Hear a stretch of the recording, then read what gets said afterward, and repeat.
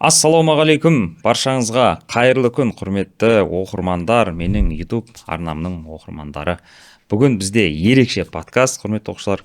Өздеріңіз мүмкін естігендей, көргендей, 2026 жылғы Наурыз ұбт-да информат бағыты бойынша рекорд қойған біздің рекордсмен оқушымыз дәл қазір Қызылордадан, сонау алыс жерден өзін жаңағыдай уақыт бөліп Астанаға келіп отыр, және біз сол оқушымен Айбекпен қазір сіздермен подкаст түсіріп, өзінің барлық жаңа дайындық қыр-сырларымен, құпияларымен бөлісетін болады. Сондықтан осы подкастты соңына дейін қараңыздар, сіздер үшін бір керемет пайдалы подкаст болмақ деп ойлаймын. Ал Айбек, қош келдің Астанаға. Рахмет. Қалай екен жалпы алғашқы сезімдер? Астана қалай екен? Астана күшті, барлығы керемет. Өзің телевизорден көрген демеген или басқаша ма? Ерекше. Ерекше ма? Керемет. Керемет, күшті. Айбек, бірінші бастамас бұрын өзіңді бір таныстырып өтсең, қай жерденсің, қай ауылдан, жалпы солай бір қай мектепте оқыдың деген сияқты. Барлықтарыңызға сәлем. Менің аты-жөнім Нартай Айбек. Мен Қызылорда облысынан, сол Қызылорда қаласының өзінен боламын. 233-ші орта мектепте оқығам. Сол жерден осылай 139 балл егер атанып, осы Астанаға келіп отырмын. Керемет. Енді 139 деген патолог олар ғой. Реально просто плюс-минус 1 балл 140 негізінде. Енді не үшін сен таңдаған бағытың информат? Информат. Неге информат таңдадың? Сол бала күнімнен мен кішкентай кезімнен осындай компьютерге, жалпы сондай құрылғыларға әртүрлі қызығушылығым болған. Үйімдегілер де соны байқап, маған сен информат таңдасай деп, сөйтіп мені осы бағытқа салып жүрген болады. Мен оған өкінбеймін. Қазір де маған осы салаға енді еніп келе жатырмын ғой. Ену барысында да маған әртүрлі жаңа салалар ашылып жатыр. Қызығушылығым бұдан сайын арта түсуде. Компьютер жаңа нелерге қызығасың сонда, ноутбуктар. Жинап құрастырғанға да компьютерлік модельдеу, жаңа программа жазу, солар өзіме жеке қызық. Күшті, керемет. Негізі мен де сол нәрсеге қызығам ше. Айта салайын, менің гештальт десем болады ше ол. Айтишник болғым келген менде. Бірақ енді тағдырдың несі ғой, қазір математикадан сабақ беріп жүр, бірақ маған да ұнайды жаңағыдай компьютерді ашып шашу, переустановка жасау деген ше. Енді басында сіз қашан бастадыңыз дайындықты? Мен дайындығымды осы 9-шы сыныптан кейін 10-шы сыныпқа көшу барысында дайындығымды бастадым. Бірден емес, шет-шетінен алдымен тарихты оқыдым, кейін математиканы аздап-аздап қосып, жалпы сол 10-шы сыныптың аяғына таман толыққанды 5 пән бойынша дайындалдым. 10-шы сыныптың аяғында толық 5 пәнді оқып бастадың. Оған дейін 2 пән, 1 пән. 1 пәнді оқыдың, Керемет та, мынау 10-шы класстың бітірген кезде емес даже, 10-шы сыныпқа өткен кезде бастаған. То есть бұл өздеріңіз көп, мен всегда айтамын ше оқушыларға. Міне, қаңтар ұбт болсын, наурыз ұбт-да рекорд қоятын балалар, олар 10-шы сыныпқа өткен кезде бастаған деп айтамын ше. Олар деген сұрайды, ағай, мен 10-шы класста бастасам дейді. Сосын 11-шы классқа келген кезде ұмытып қаламын ғой дейді. Сондай бір не бар да, какой-то бір миф па, сондай ше. Соған сеніп алған. Айтамын, жоқ, керісінше кім ертерек бастайды? Ертерек жоғары нәтижеге жетеді. Шанс көбірек. Шанс көбірек, Міне дәлел, өздеріңіздің алдарыңызда отыр, 139 балл. Наурыз ұбт, әлі нағыз ұбт-ға дейін 2 ай уақыт бар, кемінде. Еще 2 шанс бар еще. Ойлаңдар, 140-қа әлі 2 шанс бар. Сондықтан 10-шы сыныптар көріп отқан болса, 9-шы сыныпты бітіріп атқандарды көріп отқан болса, міне сендерге құлақтарыңа алтын сырға. Мынау кәдімгідей сендерге прямой айтып жатыр. Енді дайындықты бастадың 10-шы сыныптыға өткен кезде, пробный қашан тапсырдың ең алғаш? Жалпы мен осы 9-шы сыныпты тамамдап, аттестатымды қолыма алдым. Содан кейін осы ұбт саласына жаймен қызыға бастадым. Менің ағам сол жылы бітірген болатын. Содан жоғары нәтижеге жетіп, содан бір шабыт алып десем де болады. Ата-анам да ертерек дайындығыңды баста деп жол сілтеді. Солай осы алғашқы пробныйымды сол 9-шы сыныптың сол бітірген жаз айында тапсырып көрдім. Ол кезде осы информат бойынша мен пәнді ауыстырған жоқпын. Әлі сол пән. Сол кезде 59 балл алған болатын. Ол кезде 59 балл? Ол кезде енді ұбт-ның әлі не екенін де білмеймін, неше пән, қандай сұрақ, неше сұрақ болады. Спецификациямен таныс емеспін, сөйтіп тапсырып көргем. Енді білетін нәрсем де болды, бірақ білмегенім әрине көбірек болды. Сол себепті осы 59 балл алдым. Бастапқы А нүктесіне жақсы деп ойлаймын. 59, 9-шы сыныпты бітірген кезде ғой, әлі 10-шы сынып емессің сен ол кезде. Немен тапсырдың оны? Үйде компьютермен. Немен, тест орталығының несімен, әдемі, керемет. Точка А 59 балл, қараңдар. Жақсы. Сол тапсырып атқан кезде қай пәндер көбірек қиын болды? әрине математика информатика сол екеуі ғой, екі бейіндік пен қиындық тудырады. болды. Анау мат сауаттылық пен оқу сауаттылық в принципе патырлатып жібердің екеуін. Қазақстан тарихын бір оқығандарың есіңе түсіп белгілеп шықтың. Информатика мен математика ғой негізі ең күрделісі болатын по идее. Қай уақыттан бастап сен бірінші ұбт тапсырдың, 59 болды. Келесін қашан тапсырдың?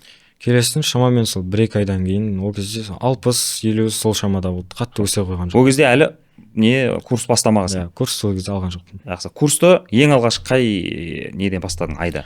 Ең алғаш 10-шы сыныптың наурыз айында осы мат академияға тіркелдім математика. Ең бірінші сол математикадан бастадым. Математикадан бастадың, и сонымен ары қарай кетті дайындықтарың. Жақсы. Қашан дайындық бастағаннан кейін қай уақытта сен математикаң өсе бастады или прям прогресс күшті болды? Қай кезде болды? Өсе бастады сол курстың жалпы негізгі бөлімін аяқтап бастаған кез сол жаз айында ғой. 11-ші сыныпқа көшпей тұрып прогресс көріп, әрине қатты жоғары емес, бұрысында да 40 балл алғаш 40 плюстер алып. 40 плюске уже сен 10-шы сыныпты бітіріп жатқанда шығып кеттің ғой?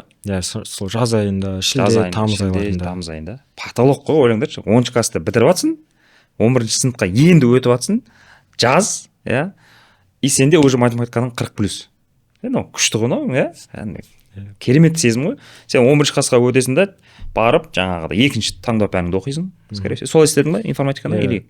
Жалпы математика практика көп қажет етеді ғой. Бірден алып, көп оқушылар 11-ші сыныпта бірден 5 пәнді бірден бастайды. Әрқайсысына дұрыс көңіл бөлінбей қалады. Ал мен мысалы 10-ші сыныпта тек математикаға толыққанды көңіл бөле алдым. Бітіріп тастадың, не істеп алдың, сосын барып қалған пәндерді 11-ші сыныпқа келген кезде оқып бастадың, Жаймен қоса бердім. Жаймен қостың. Міне, мен де осылай айтамын оқушыларға негізі.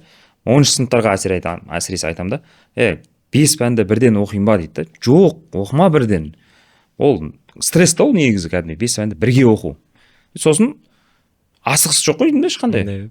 Алда дәл қазір білмеймін, бір таңдау пәнің қайсысы біреу информатика ма, соны баста. Болмаса математиканы баста. Сөйтіп біреуін бітіріп алып, сосын келесіне өт деймін да. Вот Айбек дәл осылай жасаған, міне нәтижесін көріп отырмын да. Ешқандай қиналмаған, стресс жоқ. Күшті бір пәнді оқып алды, сосын келесі пәнді оқыды, сосын тарихын оқып алды. Солай керемет көтеріп алды. Әдемі, жақсы. Енді математикадан енді сен 50-50 жинадың ғой? Дұрыс па? Информатикадан да 50-50 жинадың мысалы. Жақсы, математиканы айтып көрейікші. Математикадан 50-50 жинауға сен оған дейін сен бірден 50-50-ге жеткен жоқсың. Қанша бір жылдай кемінде дайындалдың. И соған жету үшін мысалға математикадан именно не істеу керек оқушыларға? Қандай кеңес бар? Әрине курс сабақтары кез келген курстың сабағы жалпы аздық етеді. Өзің қосымша ізденіп практика жасап. Қазір кітаптар да көп әртүрлі. Рүстемова, Сканави, Қызыл кітап, сол секілді жинақтар көп. Сол жақтан алдымен нұсқа тапсырып көр. Ол жерде барлық тақырып қарастырылғандықтан өзің байқайсың, мен мына тақырыптан әлсіз екенмін. Сол тақырыпты аласың, жаңа жерден есеп табасың, сол тақырыпқа практика жасайсың. Солай осы пробел дейді, сол пробелдерді жойып отыру керек. Күшті нәрсе айтты негізі. Шынымен де бір курсты оқыдым, болды осы курспен мен 50-50 алып кеттім деген нәрсе болмайды. Дұрыс па? Мен сол оқушылар айтады маған, ағай мен курсты оқыдым дейді. Бәрін түсіндім, но пробный жазған кезде ұмытып қалам дейді. Айтам, жақсы, сен қанша есеп шығардың осы тақырыпқа? Болмаса именно тригонометриядан бір есепті ұмытып қалдым дейді. Қанша есеп шығардың десең, білмеймін, сол курсты бітірдім ғой әйтеуір дейді. Айтам, практика жасау керек қой ары қарай оны. Мысалы бірінші айда сандар секілді тақырыптар бар ғой. Сандар, прогрессия деген секілді. Оны сол күні өтеді, 10-шы сыныпта мысалға. 10-шы сыныптың көктемде өтеді, ашылады, сол кей жабылған кей қалады. Конспектте ашылмайды, есеп шығарылмайды. Сонымен пробныйда кездескенде әрине ол қиындық тудырады. Дұрыс. Сондықтан міне, бұл тоже сендерге бір не болып жатыр, инсайт қой былайша айтқанда. Курс оқып жүрсіңдер ма? Бөлек кітаптарды айтты жаңа, ең мықты, мен номер 1 деп айтар едім, біздің ұбт-ға ең керек ол Рүстемова. Рүстемовада деңгей-деңгеймен А-сы Рүстемованы шығару керек дейді. Одан кейін бөлек орысша кітаптар негізі, мен Сканавиді не істеймін ше. Сканави енді ол потолок ол. Оның деңгейі былайша айтқанда біздің ұбт-дан шығып кетеді, әлде қайда кетіп қалады. Сканавид шығарыңдар дейді. Жаңағыдай басқа да кітаптар көп енді. Сондықтан тек қана курспен шектелмей, қосымша есепте шығару керек деп жатыр сендерге. Сол кезде ғана математика 50-ге шанс бар, Айтпесе 45-тің шамасында қалып кететін сияқты негізі, көп практика болмаса. Енді дайындық кезінде, дайындалып жатқан кезде ұбт-ға курсқа қандай бір қателіктер жібердің ба? Қателік сол жаңағы уақытыңды босқа кетіру. Мысалы TikTok, Instagram, Reels, қажетсіз нәрселерді ақпарат ағыны көп қой қазір. Иә. Сондай нәрселермен уақытты құртпау керек деп ойлаймын. Мен құртпадым емес, мен де құрттым, ол қателікті мен де жасадым. Бірақ қазір ретінше соны азайтуға, қазір содан арылуға тырысып жүрмін. Бізде демалу, сауатты демалу керек. Мен де көп қате жібердім. Демалыс барысында демаламын деп ойлайсың, сабақты алып оқыдың жеткілікті. Демаламын дейсің да, мысалы жауып тастап, бір күн TikTok қарап, осы кино көріп өйтіп жатырсың, ол қате, ол сауатты демалыс емес. Одан қайта құлақ қабыңды алып, таза ауаға шығып, мысалы достарыңмен серуендеп қайтсаң болады. Немесе сүйікті өлең тыңдап сөйтіп рухани демалу керек деп ойлаймын. Әдем. Күшті. Иә, демалуды да білу керек деп жатсың ғой бұл жерде. Өте дұрыс айтып жатыр. Мен де осыны оқушыларға айтамын. Сабақ оқыдың ба? Оқы, бірақ білмеймін, таңертең ба бір жүріп қайт, кішкене серуендеп, бір 5000 шаг жасасаң да жетеді деймін да ол. Бір сергіп, қайтадан сабаққа отырған кезде уже кішкене тиімділік артатын сияқты да сондай кезде. Жақсы. Мен өзіме де бір инсайттар алып отырмын негізінде. Енді мысалға айтайық, уақытты артқа қайтарды. Сөйтті да, дайындықты қайтадан баста деді. Сен қалай бастайтын едің? Өзгертетін едің ба бір нелерді? Өзгертер едім. Мен сол тақырыптарды оқыған кезде сол тақырыпты өтіп бола салысымен соны практика жасар едім. Өйткені мен сол курста шамамен сол соңғы 1-2 ай қалғанда сол қосымша практиканы бастадым. Оған дейін мен де сол жаңа оқып сол күйі қалып кететін. Сөйтіп мен соны байқап, Рустемованы сол ең бірінші бетінен бастап, бәрібір есепті біреуін С деңгейінде ешқайсысын қалдырмай толық шығарып шықтым осы Рустемованы. Потолок. Рустемованы полный бітіріп шыққан ғой. Ойлаңдаршы. Міне, сендерге дайын былайша айтқанда инструкция бар. Кім Айбек не істеді? Тура соны істесеңдер 50 балл қалтада деген сөз. Ол Рустемованы бітіру, ол потолок нәрсе негізінде. Мен көп оқушыларды білемін, ол Рустемованы бітіре алмайды көбісі. Он даже бітіруге талпынбайды да оны же, шыны керек. Сондықтан кім Рустемованы бітіреді, ол математиканы спокойно шашып тастайсыңдар. Оған мен өзім де гарантия беремін негізінде. Жалпы қай күні кірдің сен? Мен 20 наурыз күні. 20 наурыз күні кірдің, ОБД тапсырып жатсың. 139 күттің ба негізі? Иә, күттім. Иә? 139-да күттім, 140 емес, 139. Қазір. Енді 139 деген балл, тест аяқтауды басқан кезде шықты ғой. Қандай реакция болды, соны айтшы? Әрине қуандым, бірінші орнымнан атып тұрып, кезекшіге қарап, парағымды өткізіп, бірден сол ата-анам күтіп тұрған, сол ата-анама қуанышыммен бөліскім келіп, сол асықтым соған. Күшті сезім ғой, иә, өте керемет. Сыртта күтіп тұрды ата-анаңыз? Иә. Ё-майо. Мен оған қоса сол шамамен 2 апта бұрын ақылы нұсқа тапсырамын, жақында сол 14-ші ақылы нұсқаны тапсырғанда тура осы 139 алдым. Тарихым 19 болды, қалғандары 50 онан. Мен осы соны тіледім, сол жаңағы пробныйдың результатын ашып қойдым да, осындай болсыншы деп наурызда. Я сұрадым, сол жаңағы оның алдым, қадір түні болды оған қоса. Мен егер осы дайындығым лайықты болсам, осыны бұйыршы маған деп сөйтіп тіледім, арманым орындалды. Күшті. Қандай айтып жатқан кезде қазір мен өзім ішімнен андай бүйтіп әсерленіп отырмын же, бүйтіп ана қадір түнде дұға еттім деген кезде бір не болды же, өзімден кішкене. Күшті. То есть ол да бір несі ғой, әсер етті дейсің ғой. Ниет етіп соған әрекет етсең. ОБТ-ға кіретін күні немесе оған дейін не істедің? Оқыдың ба или демалдың ба? Жалпы осыған көп мәселе туындайды. Біреу демал дейді, біреу демалма, жоқ қайталаған дұрыс, біреу кірер алдында кітап оқып жатады.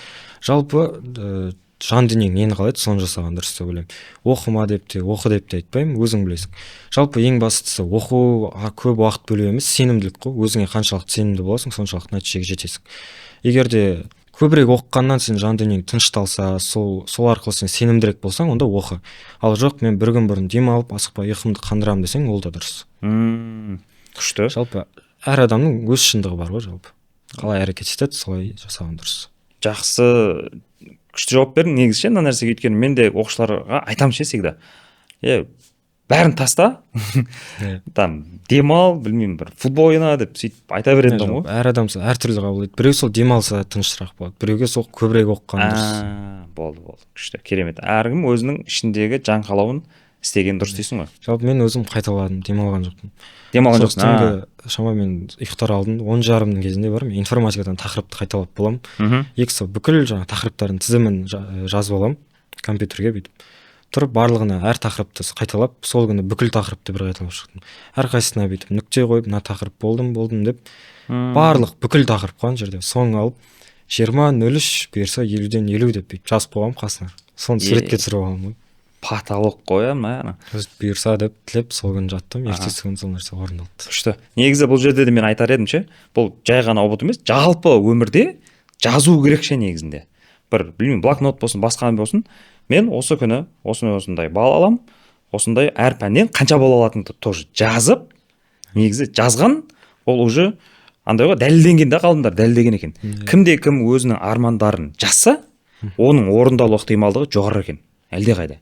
Өйткені біріншіден оны жазу үшін қол әрекет етеді, қол сигнал жібереді мына жаққа, и ми соған соны орындауға дайындалады екен ше негізінде. Өте күшті инсайт тоже, көрдіңіздер ма? Оның үшін жазып қойыңыздар, қай ұбт-да қанша балл аласыздар, соның бәрін жазып түсіріп, неге түсіріп алдың ба? Суретке түсіріп алдым. Суретке түсіріп алдың, иә. Енді ұбт-ға қанша уақыт отырдың ұбт-да? До конца отырдың ба? Иә, жалпы ең бірінші алдым барлық бір белгілеп шықтым толықтай. Шамамен 1,5 сағат кетті. Нұсқаны бітірдім. Сонымен 1,5 сағатта бітірдім. Иә, бітірдім. Сонымен алдымда барып бет қолды жуып, дұрыстап бой жазып қайттым. Қайттан келіп отырдым. Сонымен қайттан тексеріп шықтым. Тарихты бір белгілеп шықтым. Қателескен сұрақтарымды жазып. Оқу сауаттылық, мат сауаттылық, информатиканы бір қарап шықтым. Математиканы екінші рет шығардым толықтай. Сол екінші рет шығарғанда мен біраз қатемді байқадым. Шамамен егер мен солай аяқтасам бір 42-43 алатын. Көп жерден бүйтіп былай дұрыс сияқты, бірақ дұрыс оқымай кетесің, бір сөзін түсінбей қалып, сол кезде біраз қате кеткен екен. Екінші рет шығарып біраз қатені тауып алуға болады. Керемет. Мен осыны айтып күйем оқушыларға ше. 49 жинайтындар бар ғой, 48. Солардың ең үлкен проблемасы осы. Алады да шығарады, күшті, мықты балалар ғой, енді 49 жинау деген оңай емес ол. До конца оқымайды ғой анан. Түбірлерін тап дейді, ал түбірін белгілеп кетеді деген сияқты. Еместерін тап дейді, болса бөлгіштерін тап дейді. Сондықтан обязательно не істейміз? Кемінде 2 рет шығарамыз. Мен бір оқушым, кім, Мағжан танисың ғой? Сол Мағжан қаңтар ұбт-дан 40 жинап қалады. Сөйтіп, осы наурызда 50-ден 50 жинады ғой. 5 рет па қайталап шығарған ғой математиканы. Травма болып қалған ғой. Кейген ғой. Иә, сол үшін, бұл жерде де математикадан ол андай ғой, сенің білімің жеткіліксіз, андай бір внимательный болу керек сияқты ше. Бүйтіп қарап, сұрақты до конца оқып, қайтадан шығарып қойған есебін қайтадан шығарып, сол кезде ғана бір 50-ден 50 алатын сияқтысың. Шынымен де өзі айтып отыр ғой, мен 42 алатын едім егер қайталамасам деп отыр. Сөйтіп сол қайтадан шығаруға тағы бір 2 сағат уақытым өтті. Сонымен 3,5 сағат болды. Жарты сағат уақыт қалды. Болдым, тексеретін қарап, ең түртпеймін дедім да, барлығын жинап қойып, жарты сағат отырып дұға тіледім. Бұйырса осы балл бұйырсыншы деп. Шамамен сол отырып тілеп, сонымен 5 минут қалғанда аяқтадым. Аудиторияда соң 1-2 адам қалған өзі. Соңынан шықтым. Күшті. Қалай бітіріп қойды, бәрін не істеп қойды, экранға қарап отырды, и дұға тілеп отырсын еще тағы да. Суымды ішіп алып, басқа бәрін болып, дұға тілеп отырдым. Керемет, күшті. Өте әдемі негізінде. Бір андай идеальный не сияқты да, ұбт-ны тапсырудың бір идеальный формуласы да. Оқып аласың, қайталап аласың, дұға тілеп аласың, кіресің, бәрін бітіресің, қайталап бір қарап шығасың, қателеріңді дұрыстайсың, сөзінде бітіретін алды. Тағы да бір дұға жасап жібересің. И аяқтауды басасың. Күшті. Маған ұнап отыр негізінде. Андай нелерін білген сайын өзіме де не болып отыр да, қызық болып отыр. Енді қазір мысалы дайындалып жатыр ғой бізде оқушылар. Дайындықты енді бастап жатқандар бар. Соларға қандай бір осыны істеңдер деп не айтар едің? 3 кеңес. Ең бірінші кеңес сол дайындықтарын ертерек бассаңдар, барынша. Қаншалықты мүмкін, соншалықты ертерек. Неғұрлым ертерек бастайсың, соғұрлым уақытың көп болады. Екіншіден, уақытты да тиімді пайдалану керек. Мысалы, күніңді жоспарлап, ұйқыңа мынанша сағат, сабаққа осынша сағат отырамын, мына жерден мына жерге барамын деп. Солай уақыт тиімді пайдалану керек. Жаңағыдай бос TikTok, Instagram, олардан құтылудың да амалы мен мәжбүрлі түрде емес, өзім қаламаймын, маған қызық емес деп солай бас тартсаң, өзіңе де оңайырақ болады. Үшіншіден, жоспар құрсаң, күнің бар соғұрлым тиімді өтеді жалпы. Мысалы, тұрғанда осыны істеймін, мектепке барып келем, келіп мынаны қайталауым керек. Мысалы, мына тақырыпқа мынанша есеп, бүгін мына тақырыпты қайталап, осынша тест шешем, осыны жасасам, бүгіндікке бұл демалсам болады. Сосын барып демалуға болады. Күшті негізі, қысқаша ғана сіздерге айтып отыр. Біріншіден, ерте бастаңдар деп жатыр сендерге. Екіншіден, уақыттың қадірін біліңдер деп жатыр. Анау әлеуметтік желілерге кірмеңдер деп жатыр сендер. Үшіншіден, жоспар. Мен үшеуіне де толық қосыламын, осы айтқандардың бәріне.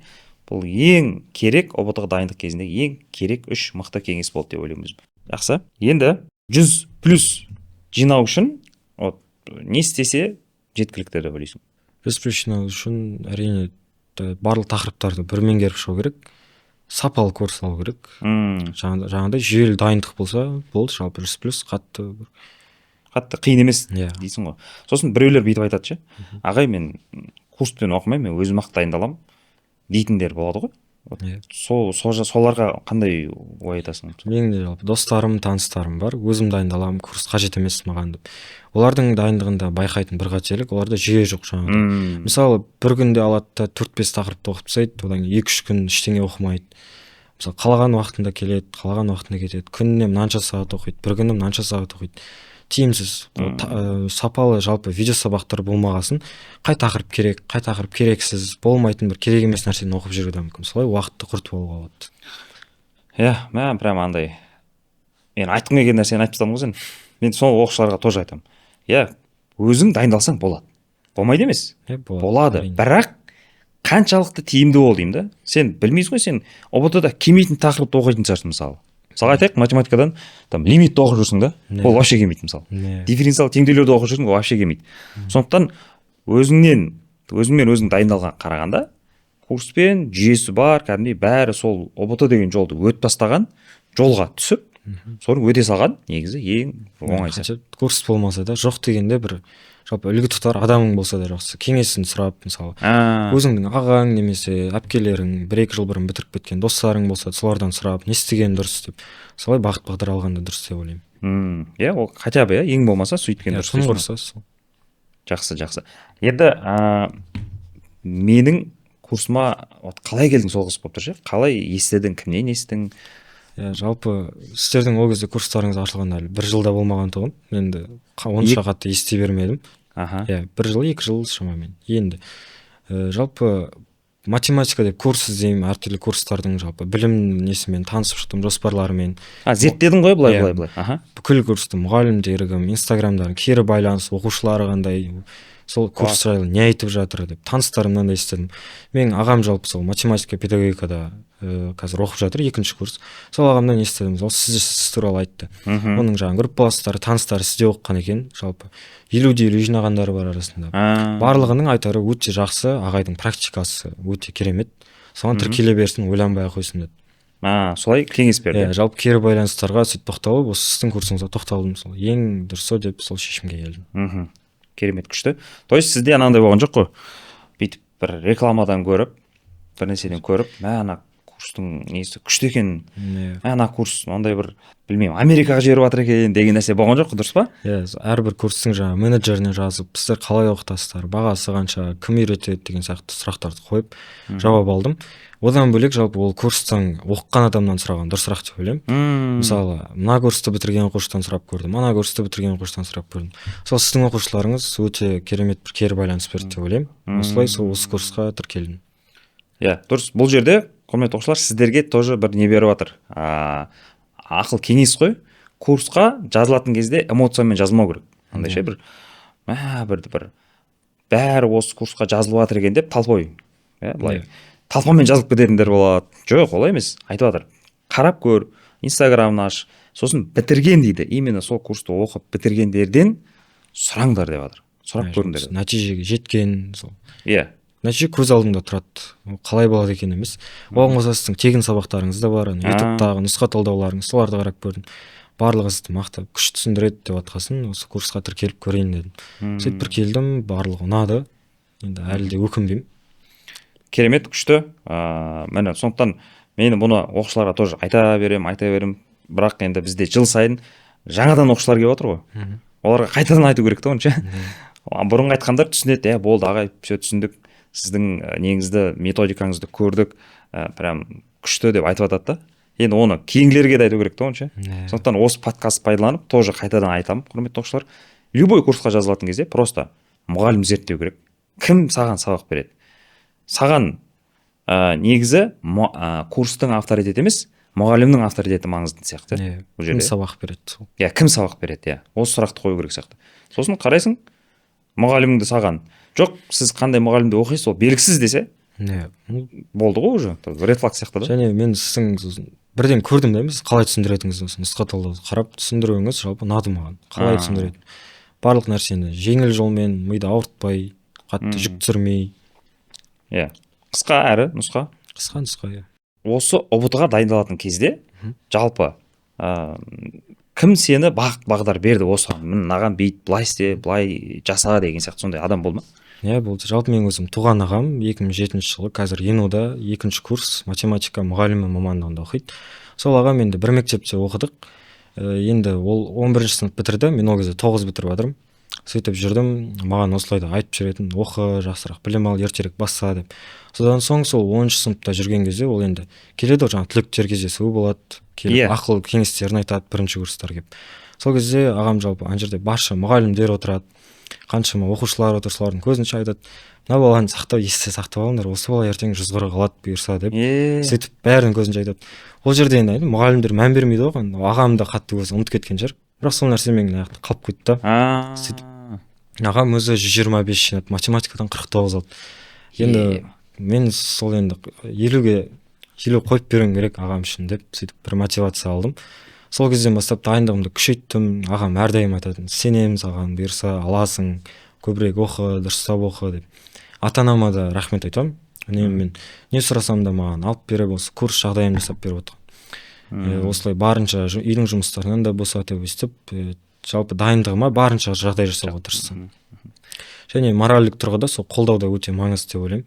Ата-анадан болсын, бауырларыңнан, достарыңнан, барлығынан келіп қолдау беріп саған сенеміз деп айтып отырғанда, сен қол қусырып, уақытыңды құр босқа өткізіп отыра алмайсың. Күшті анау. Ағаңды айттың ғой жаңа. Ағам осылай мен саған сенемін деп айтты деген кезде ше. Өзім андай болып қалдым. Іште неге екенін менің ағам болған жоқ та ондай.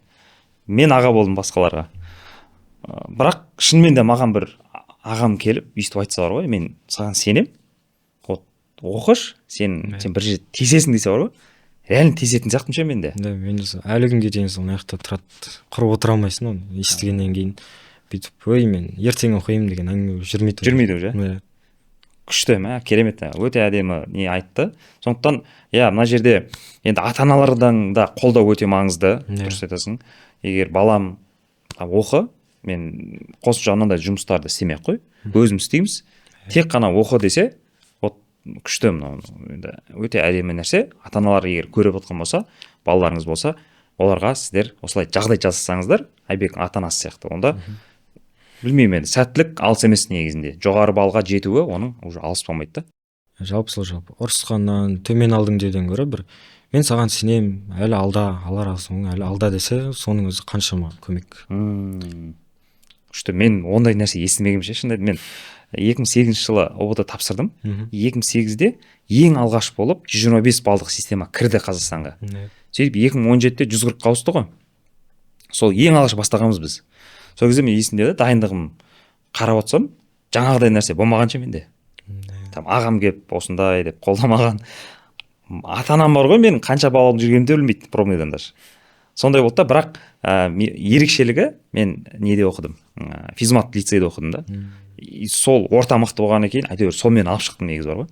Қазір енді бізде барлығы физматта оқымайды. Орта мектепте оқитындар, ауыл шалғай жерде оқитындар бар. Сол үшін бұл жаңа қолдау өте маңызды екен ше негізі. Қандай жерден болсын қолдау өте маңызды. Және дамушы орта, достарыңды дамушы орта тапқан дұрыс. Осындай курстарға тіркелу арқылы жақсы дамушы орта табасың. Бірге қосымша дайындалып, нұсқа талдап, тест шешіп, есеп шығарып, сөйтіп дамушы орта тапқанда өте әсер етеді. Айналаңда кіммен жүрсің? Сен маған досыңды көрсет, мен сенің кім екеніңді айтамын дейді ғой. Егер дамушы ортада жүрсең, соның өзі өте қатты әсер етеді. Сен айналаңдағылардың бәрі қалай оқып жатса, қосымша еңбектеніп жатса, сен де қол қусырып отыра алмайсың. Осы өте маңызды. Күшті. Мына нәрсе енді құрметті 10-шы сыныптар, сендерге айтып жатырмық мұны негізінде, просто так түсіріп жатқан жоқпыз, ерігіп. Жаңа күш нәрсе ол тек қана жалпы ұбт-ға емес, жалпы өмірде де өте маңызды нәрсе ол. Сенің қасындағы ортаң сенің алдағы уақытта кім болатыныңды анықтайды негізі. Өте дұрыс нәрсе айтып жатыр. Ана бар ғой, сен егер 3 миллионермен сөйлесіп тұрсаң, 4-ші сен боласың дейді ғой мысалы. Тура сондай нәрсе ғой. Егер де сенің шынымен де қасындағы достарың бәрі жүр кет оқиды, ананы оқиық, қазақстан тарихын оқиық, жарысайық, бір бірімізге сұрақ қояйық деген сияқты сондай бір саған шабыт беріп бірге дайындалсаңдар, ол бұл жерде енді жоғары балл алмау мүмкін емес сияқты уже. Ал егер керісінше кеттік оқи бересің ба, сәл демалса кеттік жүр қаңғырып қайтайық десе, ол кезде бұл уже андай не сияқты да, осы жерден кішкене уже шектеу керек сияқты да. Уақытша, өйткені адамның ар жағындағы жаңағы алдағы болашақта өмірі өзінің қолында ғой. Сенің досың сен үшін ертең бір не істеп бермейді ғой, оқып бермейді, грантқа түсіріп бермейді сен деген сияқты ғой. Сондықтан бұл жерде достық деген дұрыс, ол жақсы, бірақ дайындық кезінде, ұбт-ға дайындалу кезінде осындай нәрселерді шектеу керек негізінде. Өмір бойы дайындалмайсың, сол бір айналдырған 1 жыл, 1,5 жыл старта тұруға болады деп ойлаймын. Ол достар сосын кетіп қалмайды ешқай. Ары қарай ол дос болып қалады. Жаңағы достарыңмен де қаласың дос болып ары қарай. Бірге дайындалғандармен, бірге оқуға түссең қалай, мысалы, бір универге. Курста бірге оқығандармен, мысалға ертең бір универге түсіп, бірге до жолда бір күшті байып қой негізі. Әдемі, керемет, өте күшті. Жалпы сол жаңа айтар, сол 11 сыныпта ертерек бастау керек. Оны бәрін айтып, жаңағыдай ғой, жүреді да, мысалы, бетін ашпай келіп 11 сыныпта 5 пән сразу болады. Қаяқтан сосын қиындау көрсет. Стресс болып қалады, бірден 11 сыныпта бастаса. Бір аптадан мынанша тапсырма берді да, 5 жақтан қалады ортасында сосын. 5 жақтан 5 куратор талаған кезде. Не анаған үлгермейді, не наған үлгермейді. В общем, соңында қалады ғой. Депрессия қалып кетеді негізі. Выгорание болады. Сосын курстан шығып кететіндер көбіне сондайлар ғой негізі. Жаңағыдай мысалы 10 сыныпта матты бітіріп алдың, спокойно. Информатиканы қоссаң спокойно сөйтіп жүре бер. Ана нәрсе өтірік, короче, мен 10 сыныпта оқысам, 11 классқа келген кезде ұмытып қаламын деген. Андай ғой, бүйтіп оқыдың да 2-3 ай тастап кетсең ұмытасың ғой. Бірақ үзбей арасында аз-аздан болсын бүйтіп отырсың. Пробный тапсырып, хотя бы кішкене еске түсіріп жүрсе, ол ондай не болмайды ғой деймін да. Жаңағыдай курстар қазір 1 жыл тоқтамай оқытады мысалы, арасын үзбей. Сосын біз қазір мына 10 сыныптарға да андай не істеп жатырық ше. 1 жыл емес, 1,5 жыл, 2 жыл ұбт-ға дейін деп жатырық та. Мен де сөйтіп алдым ғой. 10 солай алдым. Августте бір бітірдім, сентябрьде ертең тағы бітеді 2-ші рет. Болды, әдемі, керемет. Сондықтан біз жағдай жасаймыз сендер үшін, құрметті оқушылар. Сендерден тек қана жаңағыдай оқу ғой, көңіл бөлу керек, уақыт бөлу керек, дайындалу керек. Бүкіл жаңағыдай уақытты ұрлайтын нәрселердің бәрін шектеу керек. Тек қана фокусты оқуға қою керек. Сол кезде міне Айбек сияқты 139 балл алу, ол любой оқушының қолынан келетін негізінде. Жалпы оңай ғой. Тек көбірек жаңағыдай жүйелі дайындық және ниет қой бастысы. Өздеріңе сенсеңдер. Мүмкін емес нәрсе жоқ. 140 болса 140-қа, және түйе сұрасаң бие береді дейді. 100 балл керек, маған 80 балл проходной болса болды емес. 120 сұра, 130 сұра, соған талпын, сөз аласың. Өте дұрыс. Андай сөз бар ғой. Армандауға қорықпаңдар дейді да, сосын андай үлкен биік арман қойыңдар дейді да. Сол кезде андай мысалға айтайықшы, садақпен сен атайын деп жатсың да бір нені. Нысананы. И сол нысананы үлкен қыл дейді да. По-любому тиіп кетесің дейді да бір жеріне ше. Сондықтан мақсат қойған кезде айтып жатыр. 140 балл деп қойыңдар дейді да. 140 болмаса да сен хотя бы 120, 130 жинасаң да, оның өзі қайда жатыр ғой, мысалы грант точно түсіп тұрсың. СДУ болсын, басқа университет болсын, түсіп тұрсың деген сияқты. Айтпақшы, нені сұрамақпын ғой, қандай университетке түскің келіп отыр? Құдай қаласа Астана IT университетіне түссем деп жоспарлап отырмын. Айту, әзірше нақты емес. Қандай мамандыққа ішінде? Қай бағыт? Ақпараттық технология, компьютерлік инженерия ғой, жаңағы software engineering. Не ма? Разработкаға кіргің келе ма? Программа жасап. Программалау, жақсы, керемет. Мен де соны программалауды жақсы көремін негізі. Соны оқығым келеді енді, білмеймін. Көреміз, қазір енді жасымыз уже динозаврдың жасына келіп отыр, бірақ енді сонда да менде неде тұр ол чек-листте ше. Әлде кеш емес қой. Бір оқып аламау, бір не істеп аламау деген сияқты ше, айтиды. Керемет, күшті. Құрметті оқырмандар, енді біз барынша сіздерге осы бір 30 минуттың ішінде барынша пайдалы болуға тырыстық. Мына төменде комментарийге өздеріңіздің пікірлеріңізді міндетті түрде жазып кетіңіздер. Сіздердің қолдауларыңыз біз үшін өте маңызды, және алдағы уақытта да осындай рекордсмен оқушылармен тағы да осындай подкасттарды шығарып сіздерге осылай YouTube каналға салып отырамыз. Ол үшін сіздердің қолдауларыңыз біз үшін өте маңызды. Айбек, келгеніңе рахмет. Өте оқушылар үшін де пайдалы бір, мен өзіме де күшті бір инсайттар алдым сенің мына дайындық неңнен, жаңағыдай оқиғаңнан. Керемет, рахмет. ал енді бұйырса алдағы уақытта 2 нағыз ұбт-ның Иә, мүмкіндігі құдай бар. қаласа. Енді 140 Әумин. деген нәрсенің ауылы алыс емес сияқты ғой. Иә. 1 балл қоссақ бұйырса. Бұйырса соған иә. Жақсы, сәттілік, Айбек. Мгм. Тура осы жолынан тайма. Бұйырса енді нағыз ұбт-дан кейін 140 балл алып, екеуміз уже тағы да басқаша форматта подкаст түсіріп отырамыз деген Құдай қаласа. ниеттемін. Иә. Ал құрметті оқырмандар, барлықтарыңызға рахмет.